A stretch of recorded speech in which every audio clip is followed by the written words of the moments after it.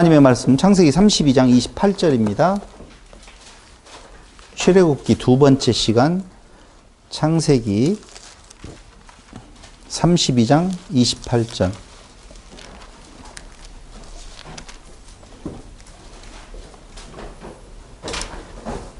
그가 이르되 내 이름을 다시는 야곱이라 부를 것이 아니요 이스라엘이라 부를 것이니 이는 네가 하나님과 및 사람들과 겨루어 이겼음이니라. 아멘. 자, 아브라함의 믿음 위에 이스라엘을 세우시는 여호와 하나님이라고 말씀을 드렸죠. 그럴 때에 그 세우신다라고 하는 내용이 바로 창조요. 무엇로 세워가시는 건가? 성전으로 세워가시는 거예요. 알겠죠? 그럼 오늘 창세기 32장을 갑자기 왜 봤느냐? 아브라함에게서 이삭으로, 이삭에게서 야곱으로 하나님의 언약이 계승되어지면서 그 이스라엘이라고 하는 이름을 야곱에게 주어요. 근데 그 야곱이라고 하는 이름이 이스라엘로 바뀌어질 때에 그 이스라엘이라고 하는 이름의 뜻은 하나님과 겨루어 이겼다. 이런 뜻이 있다고 그랬잖아요. 그렇잖아요. 그럼 하나님과 겨루어 이겼어요. 환도뼈가 부러졌다라고 이야기를 하잖아요. 그때까지 기도를 했다라고 이야기하는데 그 환도뼈는 사실은 생식기라고 이야기를 하지요. 근데 중요한 건 그게 아니고 하나님과 겨루어 이기게 되어지면 어떻게 되어질 거라고 생각을 하세요? 자, 야곱이 하나님과 겨루어 이겼대요. 여러분 그 장면 알잖아요. 야복강가에서 겨루는데, 그렇죠. 환두뼈가 부러졌잖아요. 그럼 이 야곱이 이긴 거예요? 하나님이 이긴 거예요? 하나님이 이긴 거잖아요. 근데 이스라엘이라는 이름 하나님과 겨루어 이겼다고 말하거든요. 이게 뭐지? 분명히 장면으로 보면 하나님이 이긴 거예요. 하나님은 다친 것이 하나도 없어. 근데 야곱은 완전히 만신창이가 됐어요. 환두뼈가 부러졌다는 말은 죽었다 그 말이에요. 죽었다는 거예요. 그러니까 우리는 이기면 펄펄 사는 걸로 생각을 하잖아요. 아니요. 하나님과 겨루어 이기는 유일한 방법 죽는 거예요. 그래서 이스라엘이라는 이름을 얻었다라고 하는 말은 야곱이 죽고 뭘로 태어났다? 이스라엘이라고 하는 존재로 다시 태어난 거예요. 그게 하나님과 겨루어 이기는 거예요. 그럼 봐봐요. 새로운 존재로 태어나면은 새로운 생명이 심어진 거잖아요.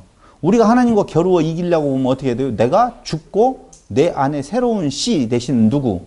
그리스도로 다시 사는 거라니까요. 그게 하나님과 겨루어 이긴다라고 하는 이스라엘이에요. 그 이름, 그 반석, 그거 위에 하나님께서 성전을 지어 가신다니까? 그 위에. 그 뒤에 야곱 이후에 뭐가 나와요?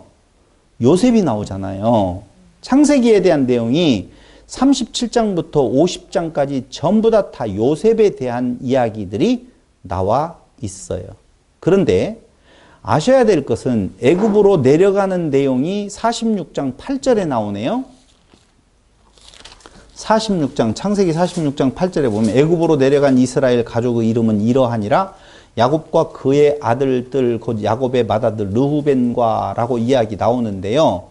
애굽으로 내려간 이스라엘 가족의 이름은 이러하니라라고 할 때 이러하니라 엘레라고 하는 히브리 단어를 써요. 엘레 내려간다라고 하는 내용. 이러하니라라고 하는 내용 기억했어요? 그러니까 애굽으로 내려간 가족의 이름은 이러하니라라고 엘레 하면서 이름들이 쫙 나와요. 성경의 역사는 무슨 역사라고 했느냐? 애 낳는 역사라고 그랬어요. 애 낳는 역사다. 성경의 역사는 애 낳는 거예요. 그러니까 창세기로부터 시작을 해가지고 요한계시록까지 전부 다 역사가 다 애 낳는 역사예요. 그럼 종국에 가서는 하나님 씨로 다시 태어나는 거예요. 다시 태어나는 거예요. 우리가 본래 뭐였는데 공허와 혼돈과 흑암의 티끌이었는데 그게 뭘로요? 하나님으로 다시 태어나는 것이다. 성경의 역사를 그렇게 지금 말씀을 드렸어요.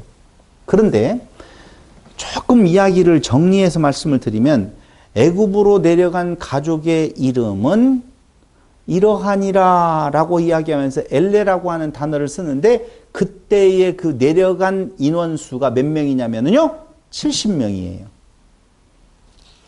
70명 나오죠? 46장 27절. 애굽에서 요셉이 낳은 아들은 2명이니 야곱의 집 사람으로 애굽에 이른 자라고 그랬어요. 그러니까 그 애굽에 있었던 요셉의 가족 빼고 애굽에 이른 자가 70명이래요. 그래서 나중에 신약에서는 75명 이야기 하잖아요. 그런 차이는 그렇다 그 말이에요. 70명이었더라 이렇게 나와요. 자, 이야기 이해됐어요? 창세기 37장 2절에 가도 보면 이런 말 나오네요. 37장 2절에 야곱의 족보는 이러하니라. 이것도 역시 무슨 단어예요? 히브리어로 엘레라는 단어예요. 이러하니라. 족보에 대한 내용을 엘레라고 하는 단어를 쓰는데 그때 내려간 사람 수가 70명이에요. 근데 출애굽기 1장 1절을 보세요.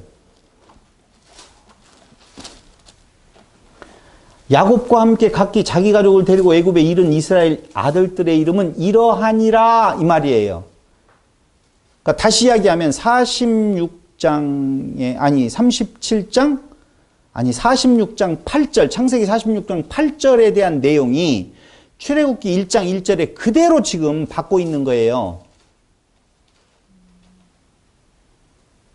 46장 8절에 보면 방금 전에 이러하니라 나왔죠. 그런데 출애굽기 1장 1절에서 그 내용을 그대로 지금 받았다고요. 그거 이해했습니까? 아, 너무 여러분들에게 어렵게 이야기를 하는, 아닌데. 그렇게 어려운 거 아닌데? 어쨌든. 자, 70명이 내려갔는데, 거기 6절 보세요, 6절. 출애굽기 1장 6절. 다 같이 시작. 7절. 시작. 이스라엘 자손은 생육하고 불어나 번성하고 매우 강하여 온 땅에 가득하게 되었더라. 라고 하는 내용이 나와요. 이 말이 무슨 말이냐면요. 70명이 내려갔는데 온 땅에 가득하게 되었네. 몇 명으로? 장정만 60만이 조금 넘는 숫자인데요. 그걸 현대 학자들은 약 200만 명 정도 된다고 말을 하고 있어요. 애굽에 이른 이스라엘 아들들의 이름은 이러하니 라고 되어 있는데 그 아들들이라고 하는 말과 6절에 7절에 이스라엘 자손은 생육하고 불어나 번성하고 그 자손이라고 하는 단어가 둘 다 벤이에요. 근데 하나는 아들들이라고 하고 있고 7절에서는 뭐라고 말해요? 자손이라고 굳이 번역한 이유는 70명일 때는 뭘로 표현하고 있고 아들들로 표현하고 있고 민족을 형성하니까 뭘로 표현하고 있어요? 자손으로 지금 같은 단어인데 이렇게 지금 번역을 하고 있다라고 하는 거예요. 그러니까 아들들하고 뭐가 나왔어요? 자손이라고 하는 내용으로 지금 나와 있다는 거예요. 또 하나 특징이 있다면은 방금 이야기했던 46장 8절에 가보면은요. 요렇게 나와 있어요. 애굽으로 내려간 이스라엘 가족의 이름은 이러하니라. 야곱과 그의 아들들고 야곱의 맏아들 르우벤과 해서 야곱이라는 이름이 2번 강조되어 있죠. 야곱이 들어갔어요? 안 들어갔어요? 들어갔어요. 그런데 1장 1절을 가봐요. 야곱과 함께 각각 자기 가족을 데리고 애굽에 이른 이스라엘 아들들의 이름은 르우벤과 야곱의 아들 르우벤 들어가요? 안 들어가요? 안 들어가잖아요. 야곱이라는 단어가. 이스라엘 아들들의 이름은 이러하니 야곱의 아들 르우벤 이렇게 안 나오잖아요. 그냥 바로 르우벤으로 나오죠. 그러니까 야곱이라고 하는 단어가 빠졌어요. 창세기에서는 어떻게 했는데 들어갔어요. 그러니까 야곱이 들어가는 이유는 창세기에서 들어가는 이유는 뭐니까? 가족 단위니까. 근데 민족 단위를 할 때에는 이미 민족은 이름이 뭘로 바뀌었다고요? 이스라엘로 바뀌었다 그 말이에요. 그러니까 야곱의 존재는 이제는 없어지는 거예요. 그러니까 야곱의 터 위에 세우는 것이 아니라 이스라엘의 터 위에. 근데 이스라엘은 조금 전에 이야기한 것처럼 뭐라고 하나님과 싸워? 이겼다. 그 말은 야곱이 죽었다 그 말이고 새로운 생명으로 다시 태어난 거예요. 하나님의 생명으로 태어난 거라고요. 이게 하나님을 이기는 방법은 다른 거 없다니까요. 죽으면 이기는 거예요. 아니 싸워서 나를 죽여주십시오라고 하는 것이 이기는 거라니까요. 내가 죽여달라고 죽이는 것도 아니에요. 그래서 여기 다시 말씀 한 번만 더 드리면 창세기 15장 13절로 16절 한번 보실래요? 창세기 15장 13절로 16절.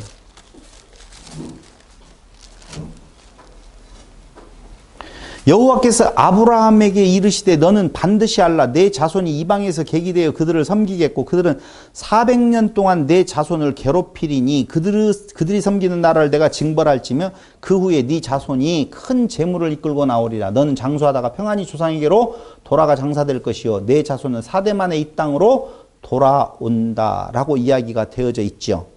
그러니까 70명이 내려가서 200만 명 정도 되어질 때까지 몇 년이 걸렸다? 400년이 걸렸다라고 하는 거예요. 400년 만에. 그럼 여기에서 이제 우리가 하나 더 참고해 봐야 될 내용이 뭐냐면요. 창세기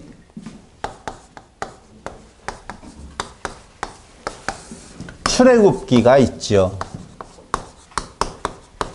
출애굽기가 있는데 이 창세기 끝에 죽었어요. 요셉도 죽고 야곱도 죽고 다 죽어버렸어요. 죽고 난 뒤에 출애굽기가 나와요. 지금 이 기록은 창세기와 출애굽기는 같은 시기에 모세가 같이 기록했지만 창세기의 기사와 출애굽기의 기사 사이에는 몇 년의 공간이 생겨요. 400년 공간이 생긴다고요. 이게 창세기 그 마지막 부분에 보면 요셉이 어떻게 해요? 죽었어요. 죽고 난 뒤에 출애굽기 1장 1절로 딱 넘어가서 요셉이 알지 못하는 새 왕이 일어나 애굽을 다스리더니 이렇게 나오죠. 그때까지의 그 기간이 몇 년이냐고요? 400년이에요. 그러니까 이걸 계시가 사라져버린 하나님이 갑자기 안 나타난다니까 지금. 요셉하고 계속 역사를 하시다가 갑자기 요셉을 알지 못하는 왕이 나올 때까지 그 사이에는 별 말이 없어요. 없는 기간이었어요. 창세기하고 출애굽기는 같이 모세가 기록하지만 기록 시기는 역사로 놓고 보면 창세기의 마지막 역사와 출애굽기의 처음 시작의 역사의 기간 동안에 몇 년이 있다고요? 400년 동안 빈 공간이 있더라 그 말입니다. 아시겠죠? 그 400년 공간은 또 하나 어디에서 우리가 400년을 끌어올 수가 있냐면은 400년 하면 생각난 선지자 부재 시대라고 하는 선지자들이 마지막 말라키 선지자라고, 말라키가 마지막 선지자는 아니지만 그 선지자를 끝으로 해서 예수가 오시기까지, 세례 요한이 오기까지 그 기간이 몇 년이라고 우리 알고 있죠? 선지자 부재 시대 400년이라고 되어져 있어요. 공교롭게도 400년이 어떻게 이렇게 딱 맞냐? 아니요. 정확해요. 그 400년 동안 선지자 부재 시대, 그게 암흑이 짙게 깔리운 때예요. 그걸 계시의 침묵 시기라고도 말을 하거든요. 계시의 침묵, 계시가 사라져 버렸어. 하나님에 대한 내용이 없어져 버렸어. 그러니까 선지자, 마지막 선지자를 통하여서 계시가 이루어지고 난 뒤에 예수가 오시기까지 아무런 하나님의 소리가 안 들려요. 이스라엘 백성들 위에. 그 시기 동안 하나님은 뭘 하고 계셨었겠어요? 놀고 계셨나? 지무셨나? 네? 생육하고 번성시키는 일, 그걸 하고 계신 거예요. 나타나지 않을 뿐이에요. 누구를 준비하셔서? 새로운 싹을 준비하셔서 다시 그들을 뭘로 만들어 하나님의 나라로 만들어 가시려고 하는 그 언약을 이루시기 위한 그 침묵의 시간을 하나님은 그냥 떨어져서 멀리 계신 것이 아니라 당신의 계획을 그대로 실천에 옮겨가고 있었는데 어느 날 갑자기 뿅 하고 나오는 것이 아니라 그 말입니다. 그 역사의 저변에 흘러가고 있어요. 그래서 가장 밤이 깊어가는 선지자 부재 시대 침묵의 시기, 암흑기, 계시의 침묵 시기를 그 거치면서 그것이 빙산의 저 이면이 되어서 뭐가 촥 흘러나온다 그 말입니다. 그 나오는 것이 뭐예요? 예수를 통해서 뭐가 이루어져요? 하나님의 나라가 이루어졌잖아요. 그렇죠? 그 침묵의 시기가 가장 타락한 시기죠? 그렇죠? 빛이 없는 시기예요.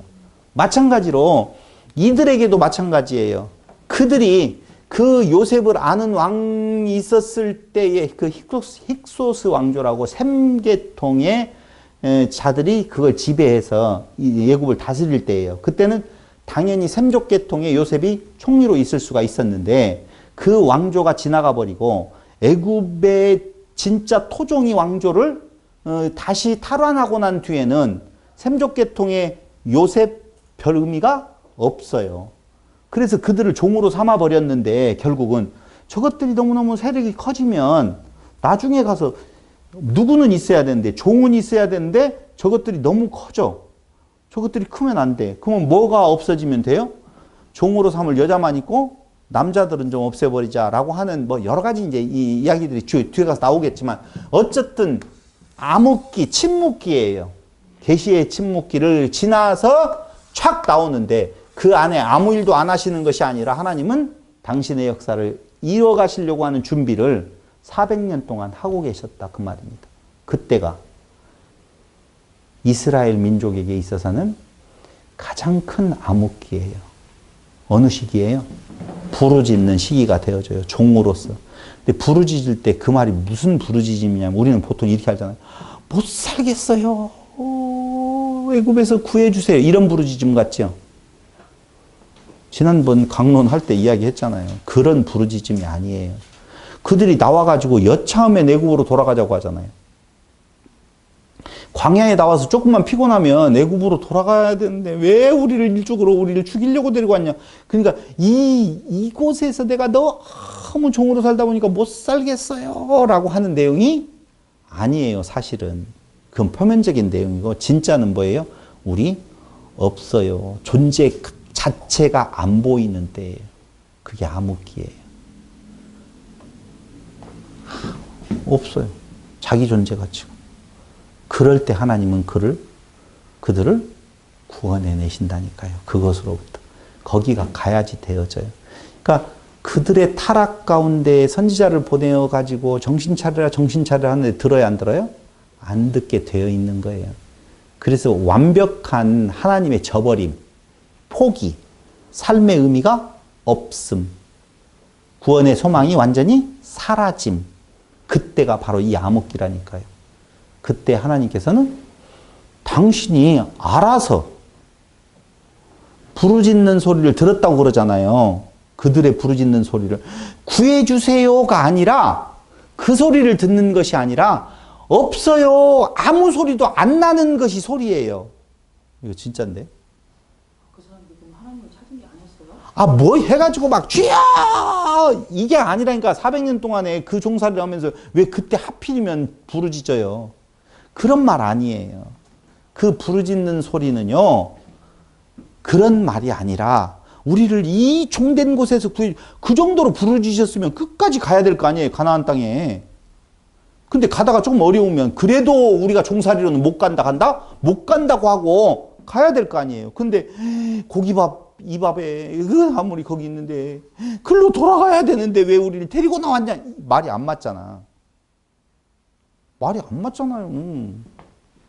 그들이 그렇게 구원해 주기를 부르짖었다면 그들이 왜 돌아가기를 원해요? 그러니까 부르짖는 소리의 가장 큰 소리는요. 하나님이 감동하시는 부르짖는 소리는 나 죽었어요. 그래서 그때 뭐예요? 하나님이 부르셔요. 소명. 죽은 자를 부르셔요? 산 자를 부르셔요? 죽은 자를 부르요. 나사로야 일어나라 라고 하는 말은 죽은 나사로를 불러내는 거예요. 나사로의 기도 소리를 들은 거라니까. 아니, 이 말은 기도가 없어야지 기도예요. 기도가 있으면 기도가 아니에요. 그건 욕심이에요. 너희 구하는 걸 욕심으로 구했다라고 하잖아요. 그러니까 진짜 기도는 뭐예요? 죽음이에요. 나 없음에 대한 고백이라니까. 그래서 그들이 더 이상 암흑 가운데 소망이 없는 때에 그 소리를 어떻게? 그 소리는 누구 소리예요? 당신의 소리예요. 당신의 언약이 몇 년 동안 있다? 400년 동안 있잖아요. 이미 아까 읽었잖아요. 그러니까 그 소리는 무슨 소리가 들려요? 당신이 한 약속의 소리가 들리는 거예요. 부르짖어서 구원해내셨어요. 약속의 때가 되니까 구원해내셨어요. 약속의 때가 되니까 구원해내신 거예요. 4대 만에 돌아온다. 400년 종살이 한다라고 이야기했는데 800년이 지나갈 때까지 그들이 소리 안 지르면 안 구해내요? 아니에요. 그거 아니에요. 그러니까 부르짖는 소리는요. 이스라엘 백성들의 그 소리가 아니라 신음소리, 죽음의 소리예요. 없어져 버린 상태. 근데 그때 소리가 들려요. 때가 되었다. 그걸 헬라어로 뭐라고 말해요? 시간의 두 가지? 카이로스? 당연하죠. 카이로스의 시간, 그 때가 된 거예요. 그 소리를 들으시는 거예요. 정확한 이야기예요. 그냥 하는 말 아니에요. 그러니까 400년 동안 계시의 침묵식인데 그때가 바로 하나님의 뭐예요? 일하심이에요. 그럼 이스라엘은요, 하나님의 도움으로 힘을 얻어서 강하게 된 자, 하나님이 다스리신다, 이스라엘이라고 하는 뜻이 하나님과 겨루어 이겼다고 그랬잖아요. 그건 어떤 상태에 있다고 그랬어요? 죽음의 상태에 있다고 그랬어요. 그러니까 하나님의 도움으로야만이 힘을 얻어서 뭐가 되어진다? 강하게 된, 이긴 자가 된다는 의미예요. 그러니까 완전히 죽음의 상태예요. 그것을 한마디로 말하면 하나님의 나라, 하나님이 다스리심, 이렇게 말할 수 있다니까요. 그걸 뭐라고 말해요? 성전. 출애굽기 19장 한번 보실래요? 출애굽기 19장 1절로 6절. 그 중에서 5절로 6절을 보시면 되는데요. 5절. 세계가 다 내게 속하였나니 너희가 내 말을 잘 듣고 내 언약을 지키면 너희는 모든 민족 중에서 내 소유가 되겠고 너희가 내게 대하여 제사장 나라가 되며 거룩한 백성이 되리라. 너는 이 말을 이스라엘 자손에게 전할지니라. 한번 물어볼게요. 너희가 내 말을 잘 듣고 내 언약을 지키면이라고 이것이 조건이 되어서 너희는 모든 민족 중에서 내 소유가 되겠대요. 그럼 내 말을 잘 듣고 내 언약을 지키는 것이 뭐예요? 그렇죠. 내 말을 잘 듣고 내 언약을 지키면이라고 하는 것은요, 나 없음에 대한 거예요. 죽는 거예요. 그럴 때에 너희가 내게 대하여 제사장 나라가 되고 모든 민족 중에서 내 소유가 되겠다는 거예요. 그러니까 하나님의 소유, 하나님의 나라, 거룩한 백성이라고 하는 말은 오직 주어가 하나님에게 있다니까요. 인간 존재는 없다가 맞다라고 하는 거예요. 그럼 아브라함의 믿음 위에 이스라엘을 세우신다 뭐예요? 하나님의 나라 성전을 세우시는데 어떻게 세우셔요? 하나님의 도우심으로. 도우심이라고 하니까 뭔가 내가 하고 좀 도와주는 개념이 있잖아요. 아니요, 그분만이 유일한 근원자이시다 라고 하는 내용을 잊어서는 안 된다, 그 말입니다. 그래서 선지자 부대시대 400년, 그 다음에 하나님께서 창세기에서 요셉이 죽고 난 뒤에 요셉을 알지 못하는 왕이 나올 때까지의 그 400년 그 시기 동안에 무엇을 하고 있느냐? 아브라함에게 약속했던, 이삭에게 약속했던, 야곱에게 약속했던 생육 번성을 지금 이루어 가시는 역사를 진행하셨다라고 하는 거예요. 근데 이 생육 번성이 창세기 1장 28절에 아담에게도 나오죠? 그 다음에 창세기 9장 1절에 노아에게도 나오죠? 그 다음에 출애굽기 1장 7절에서도 그 내용이 그대로 나오고 있다는 것입니다. 어떻게 나와 있어요? 7절. 이스라엘 자손은 생육하고 불어나 번성하고 매우 강하여 온 땅에 가득하게 되었더라. 이렇게 말을 하고 있어요. 생육 번성이 이루어지고 있죠. 자, 성전을 지어간다 그랬죠? 성막이라고도 이야기할 수 있어요. 근데 이 성전 성막은 하나님의 무슨 장소? 임재의 상징이지요. 그것이 곧 하나님의 나라라고 이야기를 드렸어요. 요한복음 2장 19절로 21절.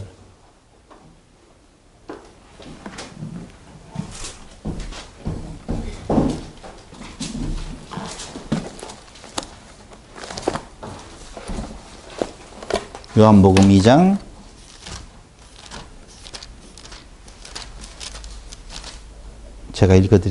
19절로 21절. 예수께서 대답하여 이르시되 너희가 이 성전을 헐라 내가 사흘 동안에 일으키리라. 유대인들이 이르되 이 성전은 46년 동안에 지었거늘 네가 3일 동안에 일으키겠느냐 하더라.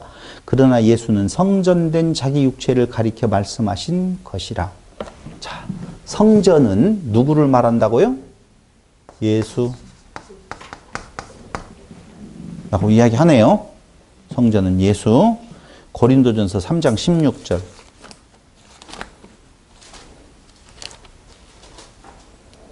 고린도전서 3장 16절. 너희가 하나님의 성전인 것과 하나님의 성령이 너희 안에 계시는 것을 알지 못하느냐? 너희는 하나님의 뭐라고요? 성전이래요. 그러니까 두 번째로는요, 예수가 하나님의 성전인데 우선 편의적으로 나도 하나님의 성전이죠. 너희가 하나님의 성전인 것과 그거 나오잖아요. 대답 좀 해주세요. 네. 고맙습니다.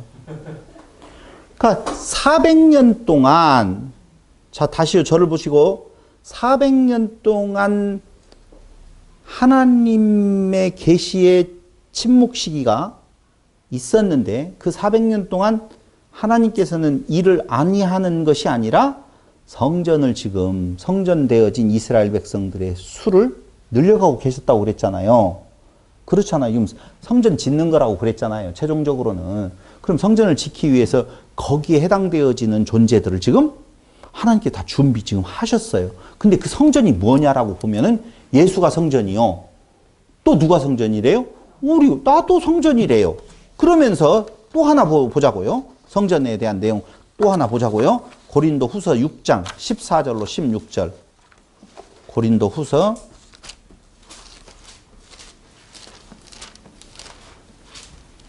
6장 14절로 16절.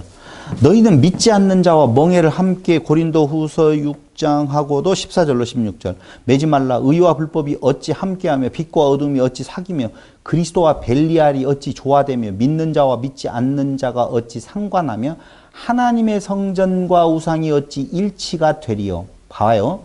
너희는 믿지 않는 자와 멍에를 함께 매지 말라라고 이야기하면서, 왜냐하면 하나님의 성전과 우상이 어찌 일치가 되리요.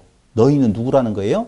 하나님의 성전. 믿지 않는 자는 누구? 우상. 이렇게 지금 말하고 있단 말이에요.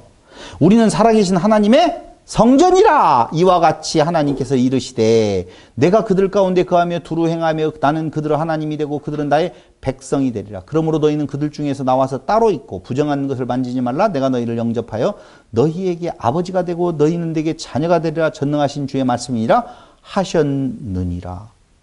다시 말씀드리면 또 다시 그 성전이 누구래요? 우리래요. 우리래요. 또 하나 보자고요. 에베소서 2장 21절. 근데 이 고린도 후서 6장 14절로 16절 중에서 레위기서 26장 12절, 예레미야 31장 1절, 에스겔서 37장 27절을 보는데 하나 꼭 봐야 될 것이 출애굽기 29장 45절이에요. 구약으로 다시 한번 넘어가서 출애굽기 29장 45절. 45절에 보면 자 이렇게 나오죠. 내가 이스라엘 자손 중에 거하여 그들의 하나님이 되리니 그들은 내게 그들의 하나님 여호와로서 그들 중에 거하려고 그들을 애굽 땅에서, 내가 그들의 하나님 여호와로서 그들 중에 거하려고 그들을 애굽 땅에서 인도하여 낸 줄 알리라. 나는 그들의 하나님 여호와니라. 인도하여 낸다. 이게 바로 야차고, 알리라, 인도하여 낸 줄 알리라 할 때 이게 바로 야다라고 하는 말을 쓰고 있어요. 야차, 이끌어, 내다, 인도하여, 내다 이런 단어인데요. 인도하여 낸, 알리라라고 하는 단어인데요. 지금 신약 성경의 요한복음, 고린도전서 3장 16절, 고린도후서 6장 14절로 16절, 에베소서 2장 21절 거기까지만 찾아볼게요. 계시록은 안 건드릴게요. 에베소서 2장 21절.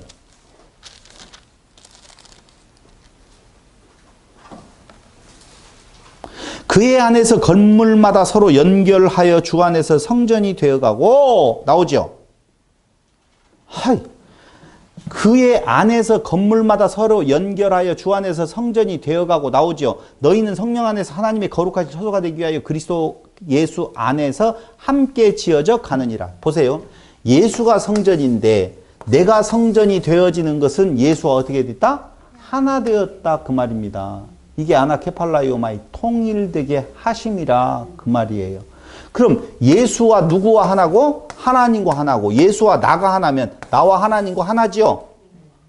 그게 하나님이 내 안에 계심, 하나님의 나라의 임함, 이게 하나님의 나라인데 조금 전에 출애굽기 29장 45절에서 46절 사이에 보니까 내가 그들 가운데 어떻게 한다? 있다라고, 거하게 되어진다라고 하잖아요. 그게 뭐라고요? 하나님의 나라, 성전이라 그 말입니다. 그러니까 이스라엘을 결국은 뭘로 만들어 간다고요? 성전 만들어 가는 것을 지금 설명하기 위해서 쭉 근거를 지금 되는 거예요. 그럼 결론적으로 말하면 이스라엘을 성막, 성전으로 지어가시는 하나님의 역사가 지금 선지자 부재 시대와 같이 400년 동안 계시의 침묵 시기 그 기간 동안에 하나님께서 도저히 있을 수 없는 일들을 인간의 어떠한 행위의 도움을 받지 아니하고 하나님 독단적으로 약속하신 것을 이루시기 위하여서 70명을 몇 명 만들고 200만 명 만들어서 그들 가운데 내가 어떻게 계시는데 어떤 형태로 계셔야 되는 건가? 그분만 계셔야 돼요. 그분만. 근데 다른 존재가 있으면 돼야 안 돼요? 안 돼요. 머리가 이게 여러 개가 되어지면 안 되잖아요. 몸은 하나인데 이렇게 해갖고. 응? 이게 기형이잖아요. 그러니까 머리가 오직 하나여야 돼요. 그러려고 하면 머리들을 다 어떻게 해야 돼요? 잘라내야 된다 그 말입니다. 그 잘라내는 것이 뭐예요? 율법. 10계명. 10계명 우리 공부할 때 10계명은 누구만 나타나요? 예수만 나타났잖아요. 그러니까 머리는 누구만 있어요? 예수만 있다 그 말입니다. 이게 출애굽기의 두 번째 단락에서 말하고 있는 법에 대한 이야기라 그 말이에요.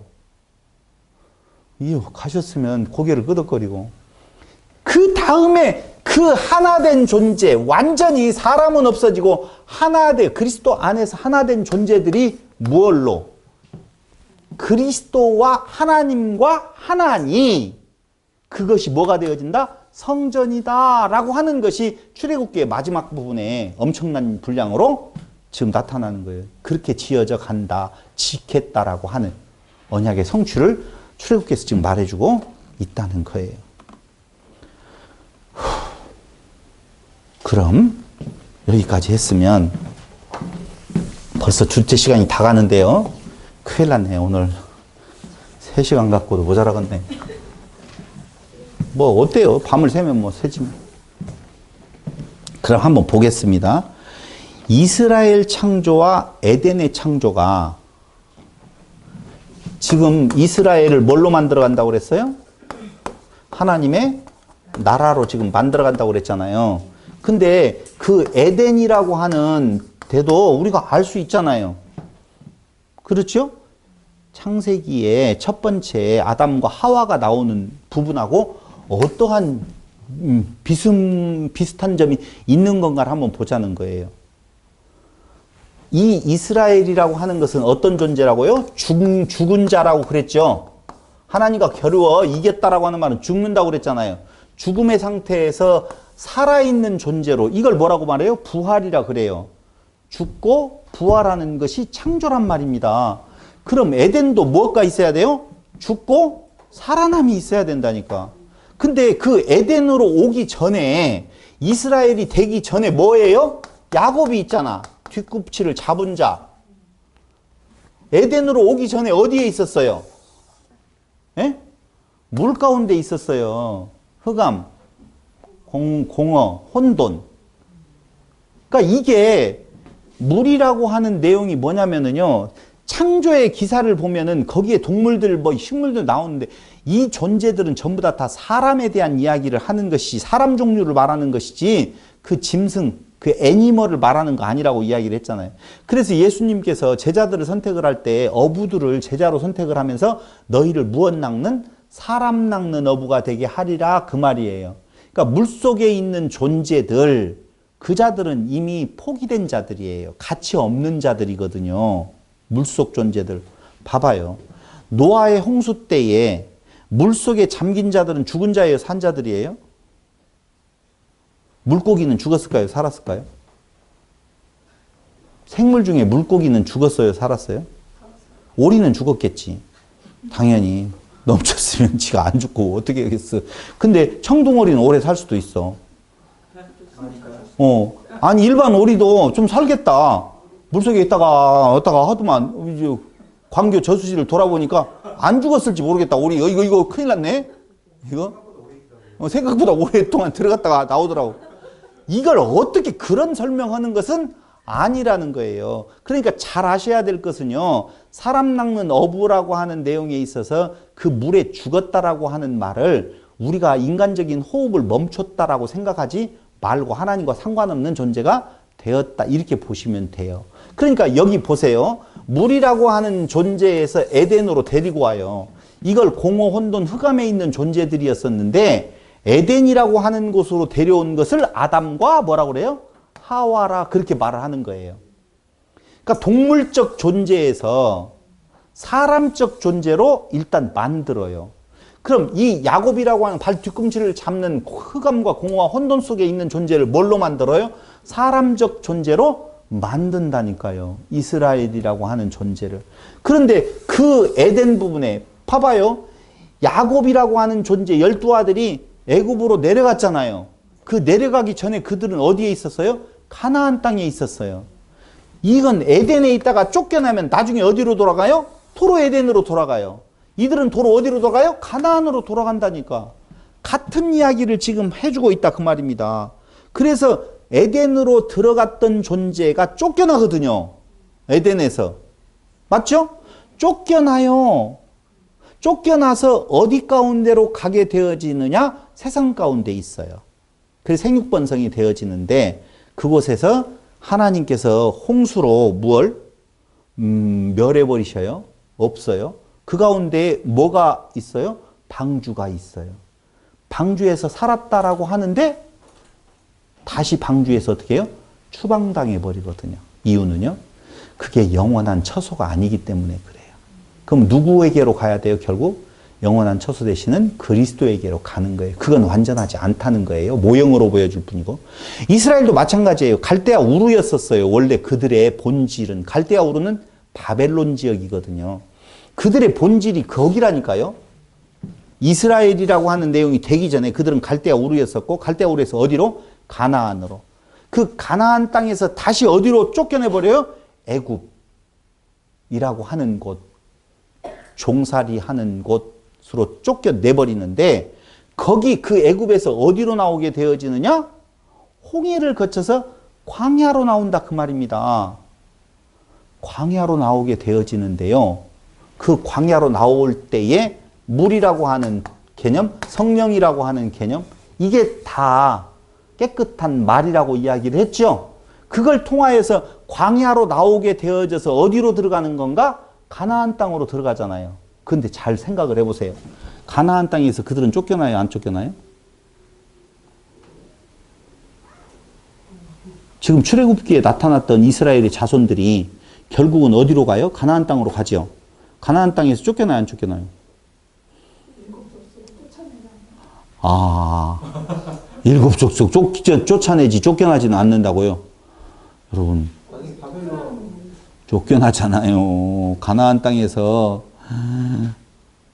파사에 의해서 바벨론에 의해서 아수르에 의해서 다 쫓겨나요. 거기에서 다 쫓겨나요. 왜 쫓겨나요? 거기가 가나안 땅이 천국의 모형이면 쫓겨나면 돼야 안 돼요? 안 되잖아요. 근데 그들은 쫓겨나요. 그들이 말 들었어요? 안 들었어요? 안 들었어요. 그래서 선지서에서는 뭐라고 말하냐면 너희가 처음부터 끝까지 내 말을 다 안 들었다라고 말해요. 그럼 안 들었는데 왜 가나안 땅에 약속은 지켜졌어? 그러니까 인간의 행위가 아니라니까요. 그 과정에서 인간의 행위를 찾아가지고 그 근거를 삼으려고 하는 건 다 부질없는 짓이에요. 쫓겨나요. 왜? 그리스도에게로 인도하려고. 그러니까 아브라함은요, 사실은 그리스도를 바라봐요. 성경에 이제 그런 것이 나와 있어요. 그때를 바라보았다라고 하는 내용이 나오게 되어지는데요. 결국은 쫓겨나요. 이게 아담도 쫓겨나고, 누구도? 노아도 쫓겨나고, 아브라함의 이스라엘도 쫓겨나요. 그 모형적으로 다 있었던 것이 그리스도 안에서는 쫓겨나요? 안 쫓겨나요? 쫓겨나요. 교회에서는 쫓겨날까요? 안 쫓겨날까요? 이게 완벽하면 쫓겨날 필요가 없잖아요. 그 외형적인 교회를 깨지 못하면 이 외형적인 교회에 우리의 마음을 다 갖다가 바치는 순간 그리스도에게로 못 간다니까. 이게 깨어져야만이 그리스도에게로 간다고요. 근데 우리는요, 이 보이는, 이 겉으로 모여지는 이걸 그 교회라고 생각을 한다니까요. 다시 말씀드릴게요. 그리스도 안에서 되어지는 교회야만이 참 교회인데 세상에서 그 교회가 안 된다니까요. 그래서 깨어지게 되어 있다고요. 근데 우리는 막 이걸 깨면은 이단인 줄로 알고 있어요. 아니요. 하나님이 깨셔요. 여기에다 마음을 두고 목사 웃기지도 않아요. 정말. 제사장이요? 어린 반푼어치도 다 왕 같은 제사장이지 왜 목사만 제사장이에요? 그런 거 없어요. 그러니까 지금 말씀을 드리려고 하는 것은요. 다른 거 아니에요.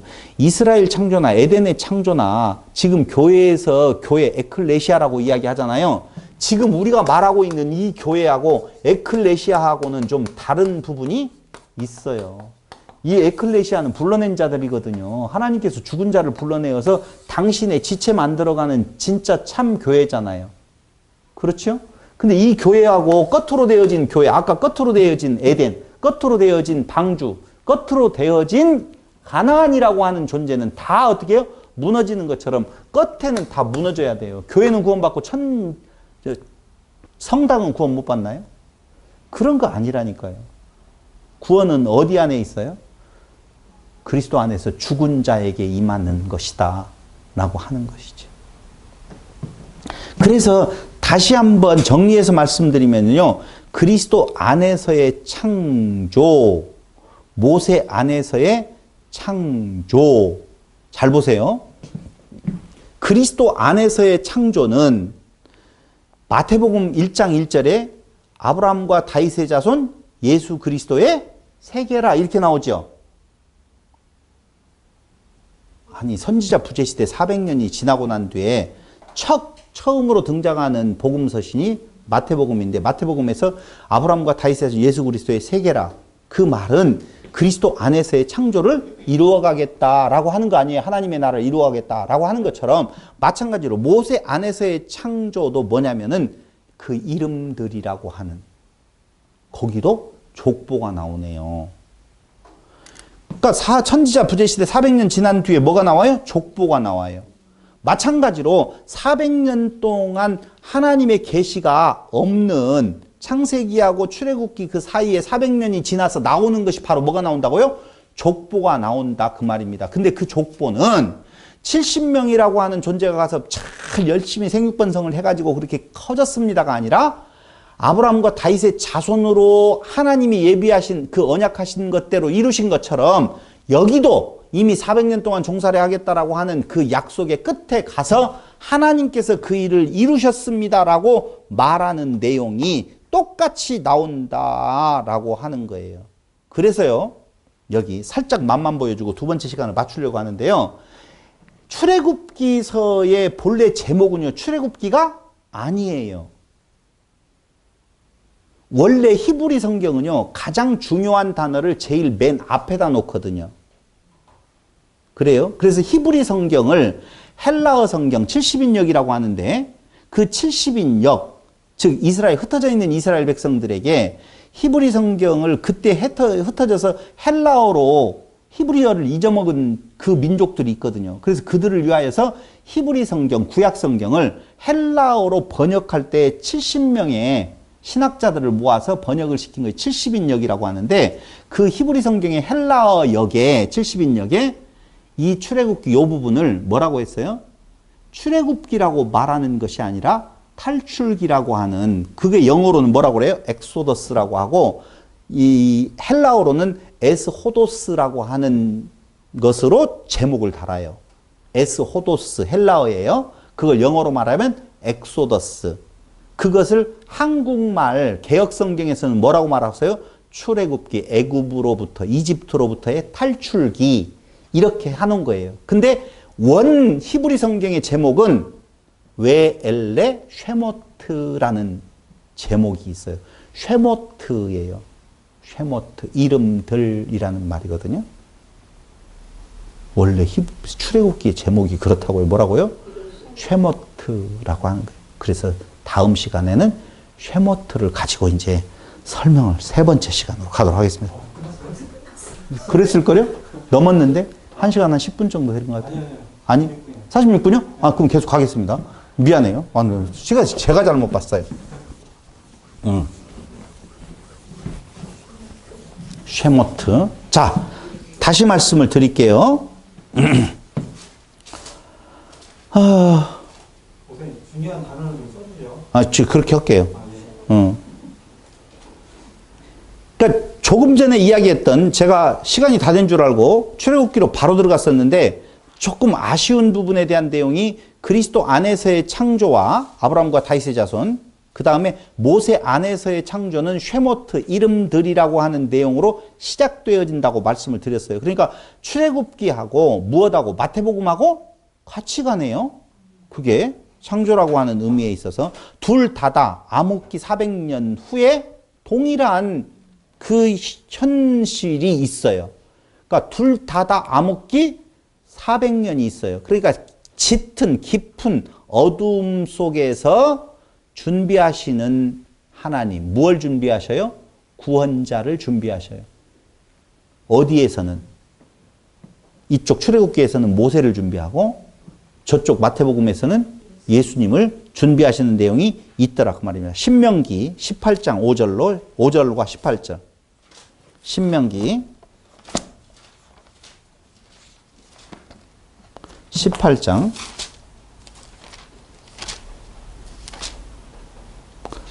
5절.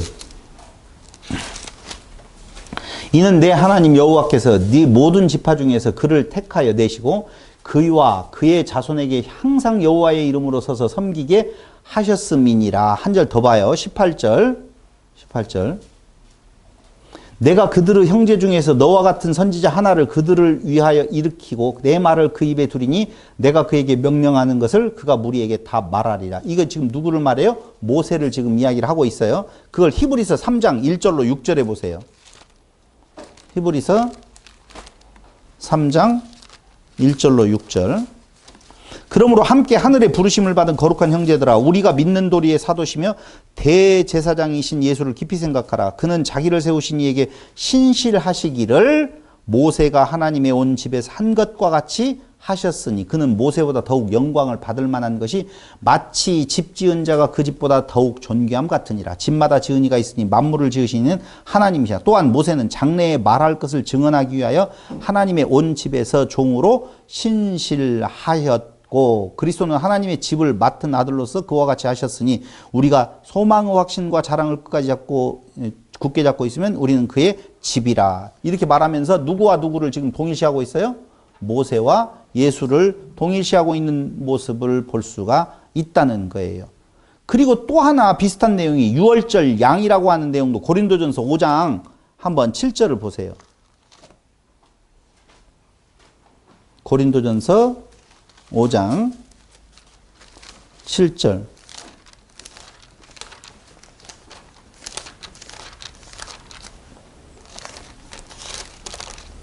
(5장 7절) 너희는 누룩 없는 자인데 새 덩어리가 되기 위하여 묵은 누룩을 내버리라. 우리의 유월절 양 곧 그리스도께서 희생되셨느니라. 유월절 양에 대한 내용이 나오죠. 근데 이게 바로 어디에 나오냐면 출애굽기 12장 1절로 51절에 유월절 양에 대한 내용이 나오고 있어요.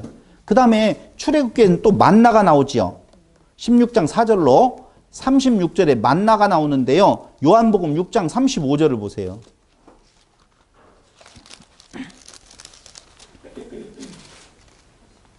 예수께서 이르시되 나는 생명의 떡이니 내게 오는 자는 결코 줄이지 아니할 터이요 나를 믿는 자는 영원히 목마르지 아니할. 생명의 떡 뭐예요? 만나라고 하는 내용이 나오죠. 똑같아요. 지금 개념이 같이 가고 있어요. 또 한 가지 율법에 대한 내용이요. 율법에 대한 내용, 성막에 대한 내용, 히브리서 9장 1절로 28절은 출애굽기 26장 36절하고 같은 개념의 성막 개념이 나오고요. 대제사장과 제사장이라고 하는 내용이 출애굽기 28장 1절로 29장 사이에 나오면은요. 히브리서 8장에도 역시 대제사장과 제사장이 나오고요. 모세라고 하는 내용이 히브리서 3장 1절로 6절에 나오면서 율법에 대한 내용이 마태복음 율법에 대한 내용이 출애굽기 20장에 나온다면은 마태복음 5장 17절에 뭐가 나와요? 산상수훈이 나오지요. 로마서 10장 4절 한번 찾아보세요. 로마서 10장 4절.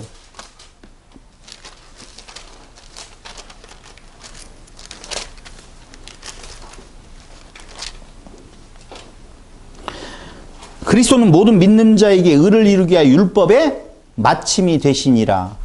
그리스도에 대한 내용이 율법의 마침이라고 했는데 거기 출애굽기 20장에서는 뭐가 나온다고요? 율법이 나온다고요. 그러니까 이 말이 지금 무슨 말이냐면요. 그리스도 안에서의 창조와 모세 안에서의 창조가 같은 이미지를 가지고 같이 지금 가고 있다 그 말이에요. 이해됐어요? 자, 창조에 필요한 것이 뭐예요? 유월절 양, 만나, 율법, 성막, 반석의 생수 부분에 대한 내용도 고린도전서 10장 4절에 나와 있어요. 근데 반석에서 생수가 나는 것은 출애굽기 17장 1절로 7절에 나와요, 안 나와요? 나와요. 거기에 필요한 내용이 있어. 대제사장, 제사장 이런 내용들이 다 그리스도 안에서의 창조해 가시는 부분과 모세를 통해 창조해 가는 내용이 같은 개념으로 쫙 나오고 있다. 같은 의미라니까요. 그러니까 지금 출애굽기에 나오고 있는 주제 목적은 뭐냐면요. 이스라엘을 뭘로 만들어 간다? 하나님의 나라로 창조해 만들어 가는 것이다. 그게 출애굽기의 목적이라니까. 기록 목적. 근데 그게 그리스도 안에서 똑같은 무엇을? 물고기와 같은 사람을 낚는 어부가 되라고 그랬잖아요. 물은 세상 가운데에 푹 젖어서 세상 가운데 있는 자들이에요. 그들을 지금 뭘로 만들어 간다고요? 하나님의 나라의 백성으로 만들어 가잖아요.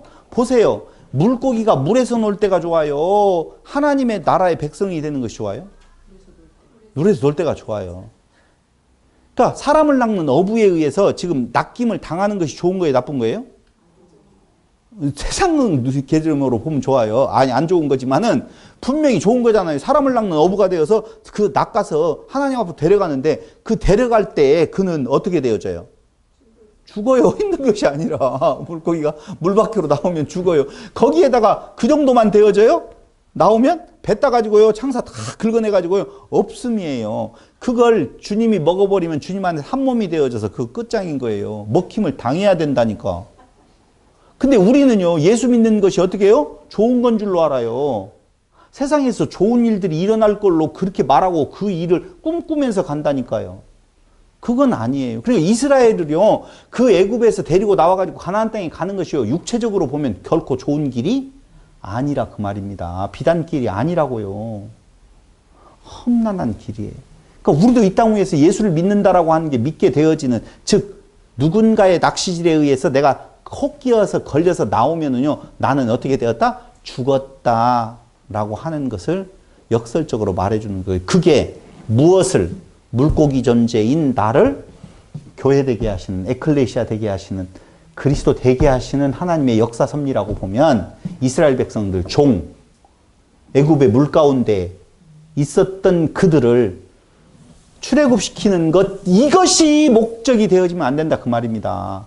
우리는 자꾸 출애굽이 좋은 건 줄로 알고 있어요. 그게 아니라니까요.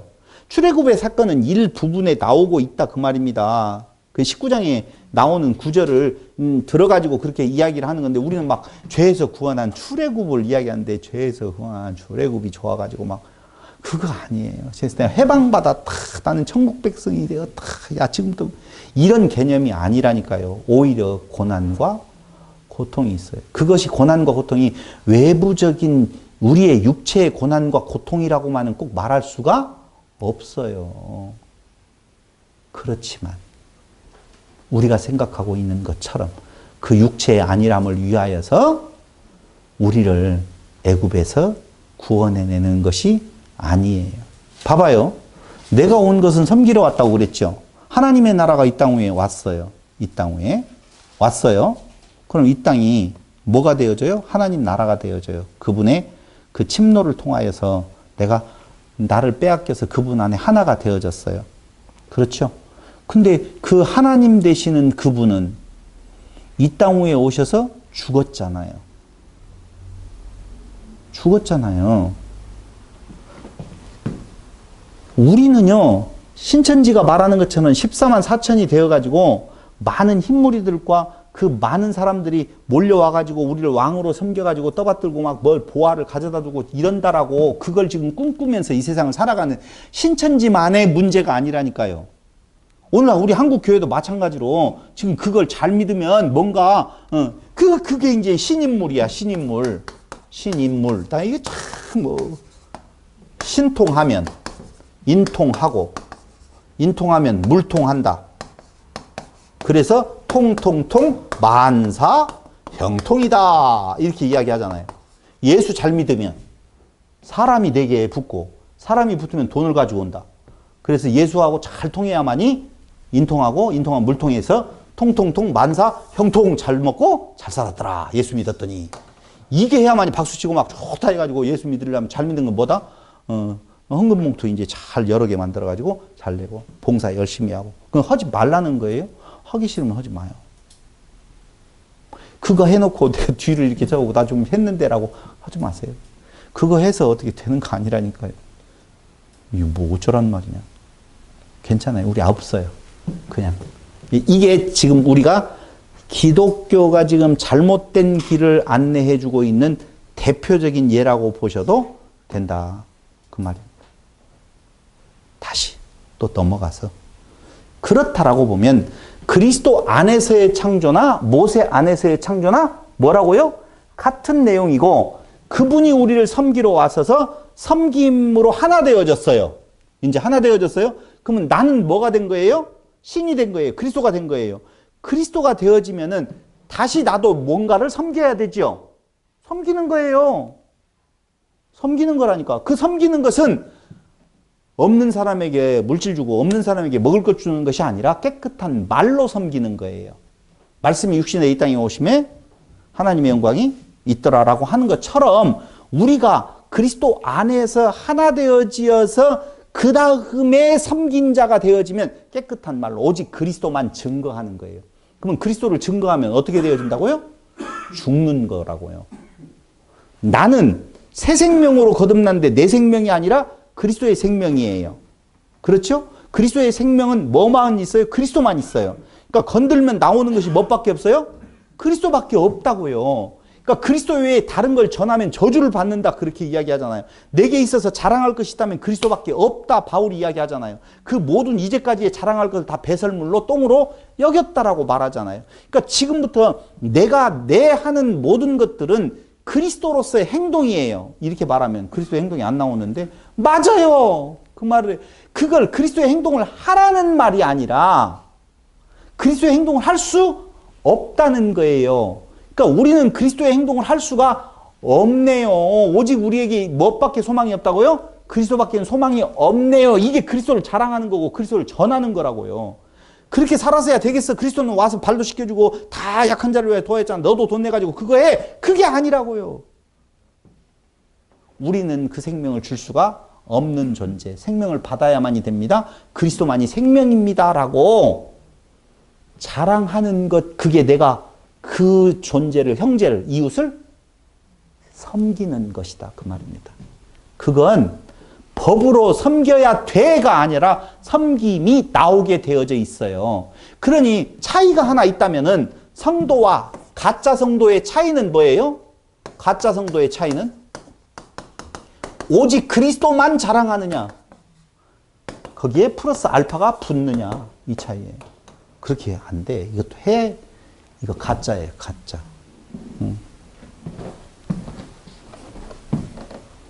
그럼 가짜 맞네요.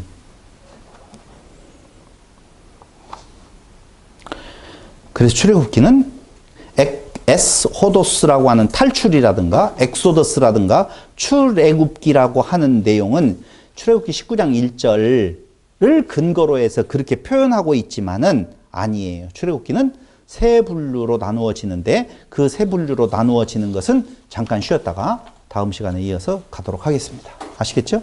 네, 이제 출애굽기 이제 본론으로 들어가는 거예요. 그걸 어떻게 구분이 되어져 있고 그 내용은 뭔가 이렇게 가는 거예요.